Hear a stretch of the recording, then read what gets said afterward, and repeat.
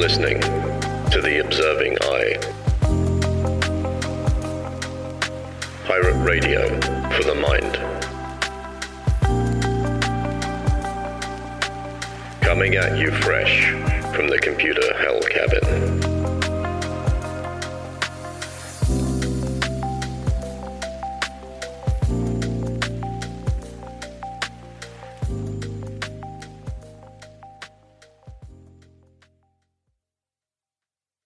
Hello, you beautiful lot. It is Friday, the 3rd of March. Where is time going? How is it March already? I'm being dragged along in this kind of high-speed vortex, not entirely knowing where I am or what's going on. Yeah, time is a weird thing, but I'm not talking about time today. That is a long and protracted conversation. Today, I'm going to be talking about the process. But first, let's have a check-in. How are we doing? Let's take a moment to reflect upon all things good. And let's take a moment to reflect upon all things not so good. Those things that have been a royal pain in the arse this past week. So the process. I say it twice, to affirm the importance of the process. This has come up a lot recently. The past couple of weeks, it's come up, and I thought it would be appropriate for me to have a brief, I say discussion, conversation. This is neither of those things because it is one directional, a quick broadcast about the nature of the process. What do I mean by process then? Process is the doing, the action, rather than the outcome. Now, I feel that, and please disagree with me if you believe differently, but I feel that we exist in a society that is very focused on outcome, on goals. We're all goal-oriented, aren't we? You know, we do things for a purpose. I think that's inherently built into us, ingrained in us from childhood. I feel like we start off as kids, obviously. Where else do you start? And we're free spirits and we're creative and we do stuff with want and abandon, and there's no concern for judgment or for the other or for the external. And then we get to school, and school starts to impose all of these rules and performance metrics and tests, and there's grading and homework, and you have to get certain pass levels so that you can be deemed as good. And in that, we intrinsically link good and bad with worth, because if you do well, then you're good, and if you don't do well, then you're a bad student, which I think is a conversation for an entirely different podcast in itself around intrinsic worth and how we apply that to ourselves and to others. But back to process. So goal orientation. School teaches us to be very goal oriented, and then we go out into work, and work teaches us to be very goal oriented, and we have quarterly assessment reviews or performance reviews, and we look at, how well are you doing? Are you achieving your KPIs? And again, if you achieve your KPIs, you're rewarded. It's kind of Pavlovian. And if you don't achieve your KPIs, then you're reprimanded. And so again, we're reinforcing the good behavior, bad behavior into self-worth. So we have no real bloody choice than to be goal-oriented. We can extend that even further and say that you look at marketing and advertising, and we go to work and we earn money, and the goal of that is to purchase things that give us prestige and esteem.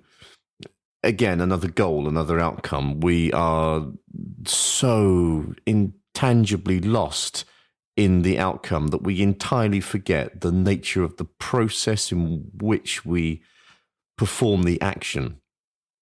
And I feel that there is so much more worth in the process than there is in the outcome. If we were to simply do the process and negate any sense of what the outcome will, what the process will bring, what outcome the process will bring, then we can become present in the action. The actor becomes the action. We stop projecting our minds into the future. We stop existing with one foot in the future and one foot in the present. Or in some cases, one foot in the present and one foot in the past, if we're looking back and regretting outcomes that have gone, that we can't change. And there's a big Stoic lesson there, Be concerned with what you can change. You can't change the past, so don't be concerned by it. Don't give it weight and allow it to impact your present. You're dragging suffering from the past into the present.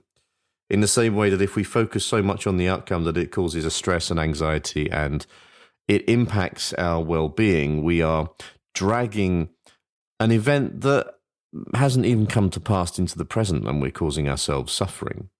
So let's let go of that. Let's focus on the process, on the doing. There is great learning and growth that can be had in being present with the process. If we become so lost in the miasmic fog of the outcome, then we aren't participating fully in the experience of being and doing. So we're missing out on the enjoyment that comes with the process.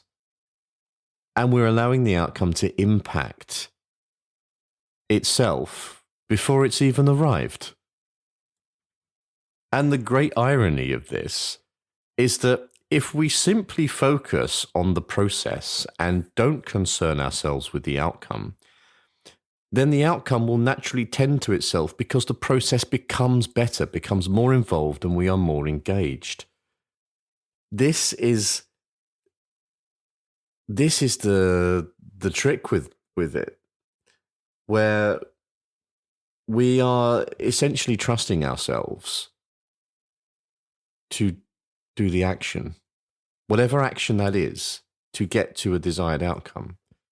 And when we trust ourselves in the action of doing, and we don't concern ourselves with the risk and potential failure of the outcome, then the process becomes so much better. And because the process becomes so much better, the desired outcome is far more likely. So my thoughts, not my thoughts, what do I want? My urge and desire being the root of all suffering, my urge and desire for you all who hear this is to let go of the outcome and submit to the process. Submit to the action. Become the action. Be mindful in what you are doing in the present, because the present moment is the only thing that we actually know to exist from an experiential point of view. I know you can say, well, the chair I'm sitting on exists, otherwise I'd fall onto the floor. Well, yes, of course it fucking does. But the point is that we know only our own experiences and our own perceptions of our experience. That's all that we have to go on fundamentally as an experiential creature contained in this little meat sack that we wander around in and, stick food into and shit out of. That's what we've got. That's what we've got to work with. So we need to work with it, and we have to be present in the experience. So trust in the process, do the work, and the outcome will naturally follow. I've said this before in a previous episode, and I don't want to repeat myself too much, but it happens. So here it goes. There is this idea that we can enter into a river, right? And we can try and change the direction of the river by flapping our hands about and just generally getting really tired and damp.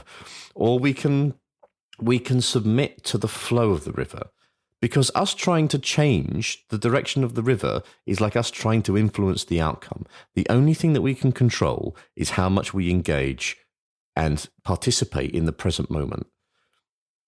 We can't control the outcome, because as much as we might do our damnedest to to make a brilliant presentation for work, for example, or write a fantastic book that we want to sell to millions of people. So writing the book is the process, the selling to millions is the outcome. We can control the process. We can control we're writing this book. But we have no control over who buys it, irrespective of how good a marketer you've got or your publisher or what have you.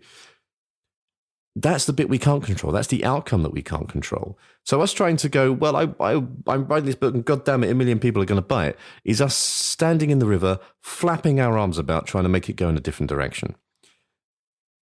We have to just submit to the flow, trust in the process, trust in the flow.